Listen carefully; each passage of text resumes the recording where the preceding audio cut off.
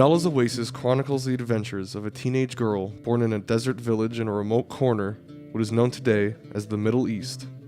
Through a series of fateful events, Nahla emerges an unlikely hero when she sets out on a quest to save her village from an unrelenting drought. Her people had lived in this inhospitable place for generations. Their way of life had not changed since as long as anyone could remember. It was a simple existence, away from the modern world and all of its problems.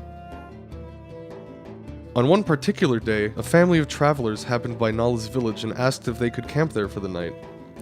Omar, Nahla's father, welcomed the weary traveler and invited them for dinner.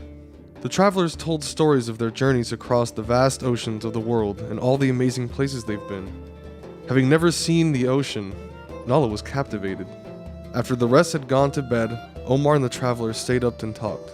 The traveler asked Omar what he planned to do, now that the wells were drying up and everyone else was moving away. After she learns that her village, and others like it, are threatened by drought, she sets out on a quest to save their way of life, much to the dismay of her parents. She was convinced the ocean might hold the key to solving her problem. Nahla knew little of what struggles, adventures, and danger were lurking in her near future. Nahla's quest to save her village takes her on an unforgettable adventure that brings her new friends and one extremely terrifying villain. From the time she was a child, Nahla's tenacious and curious nature was apparent to everyone around her. She would often wear people out with her seemingly endless questions about this, that, or the other thing, but her boundless enthusiasm was endearing. Since she was the oldest of 3 girls and her father had recently been injured, many responsibilities fell to her. Days were taken up by her many chores and duties, but she never complained or shirked her obligations, and she always offered a smile to everyone she met. In the still of many an evening, however, she could be found looking up at the stars, pondering the night sky, wondering if there was anything out there meant just for her.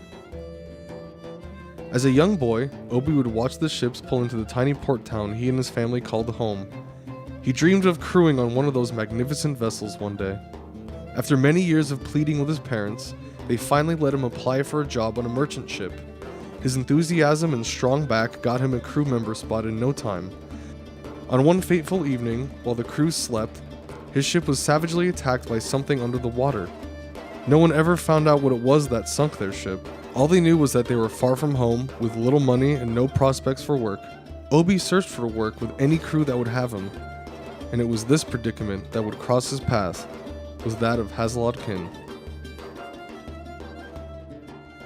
Having grown up in a poor neighborhood in Ireland, Goldie quickly learned the law of the streets and value of knowing how to throw a punch. He eventually became a famous prize fighter, traveling the world to brawl with the best of them. It was one of those trips that he met his true match, Coco. He was quoted as saying that he feared no man, but Coco could turn his guts to mush. He decided to give up the fight game and travel the globe with his bride, seeking out adventure, good times, and good people. Not much can be said about Eric. Goldie found him, asleep on the deck of the Merry Rover. He appeared destitute and in need of a hot meal. Much of his past remains a mystery to his fellow crew members, but he knows how to cook and play the fiddle, so they keep him aboard. Although she sometimes laments leaving her native Brazil for a life on the high seas, and she often misses strolling the beaches of the Copacabana, she knows she couldn't spend too much time away from her husband Goldie and his loving bear hugs. She had grown up the daughter of a wealthy aristocrat, a world full of pomp and pretense, but she yearned to live with what she called real people. Her independent spirit and spunky nature captivated Goldie when he first met her. He realized that if he didn't woo her somehow, he would spend the rest of his life wondering where she was and what she was up to. Lucky for him, the feeling was mutual. Her fellow gypsy adventurers respectfully don't pry into her past, nor does she offer too many details herself. But it's rumored that she might have had to flee the United States under nefarious reasons, and she might have allegedly tarred and feathered a certain elected official who was trying to run an oil pipeline through her friend's property. But again, all of that is hearsay.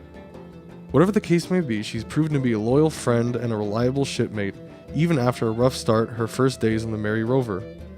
She never spent much time on the ship, so seasickness was a daily dilemma. She eventually acclimated to her new situation, but not before she earned the nickname Dizzy Izzy. As a celebrated man of science and a gifted inventor, Professor Kutz's accomplishments are far too numerous to count. From revolutionary innovations in vehicle design and manufacturing, to technological breakthroughs in chemistry and robotics. It seemed he produced another remarkable device or invention every month, until the day he suddenly vanished. News of his disappearance was met with disbelief and a true sense of loss by all who knew him. Little did everyone know he was kidnapped and forced against his will to work in servitude to Hazilod Kin, a despicable man who used the inventor to create weapons of destruction and mayhem. Given no choice but to agree, the inventor toiled away reluctantly on creations he deplored for a man who was to him the embodiment of evil. People often wonder what it is that turns men cruel. What is it that drives men to evil? People ask those questions when trying to understand the likes of Hazilod Kin.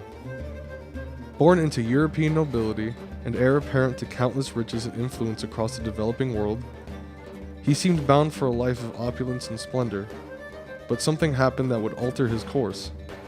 He decided instead to choose a life of crime and treachery. Some say that villainy has been in the blood of the Kin family since as long as anyone could remember, that their riches are from ill-gotten gains. The fact is, secrets of the very rich and very powerful are seldom truly revealed to the outside world. And if there was anyone who might know the secrets of the Kin family, well, they certainly aren't around anymore to tell them. Nahla's Oasis is a reminder that heroes can come in all shapes and sizes, and from any part of the world. It's a timeless tale that celebrates tradition, diversity, human ingenuity, the spirit of adventure, and what can happen when individuals join forces to achieve a common goal. Mostly, it's an inspiring tale of a young girl who helped save a tiny village in need. With her determination, strength of commitment, and ability to inspire total strangers to sacrifice for a greater good.